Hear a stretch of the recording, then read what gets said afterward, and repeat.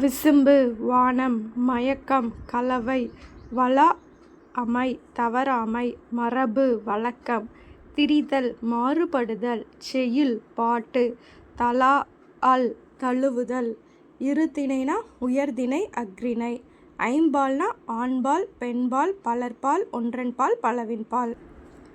இளமைப் பெயர்கள் புலினா பறல் சிங்கம் குருளை யானை கன்று பசு கன்று ஆடு குட்டி. ஒலிமரபு புலினா முழங்கும் சிங்கம் முழங்கும் யானை பிளிரும் பசு கதறும் ஆடு கத்தும் புறா குணுகும் வாத்து கத்தும் ஆந்தை அலறும் வண்டு முரலும் கிளி பேசும் கோழி கொக்கரிக்கும். ஐம்பூதம்னா நீர் நிலம் காற்று வானம்.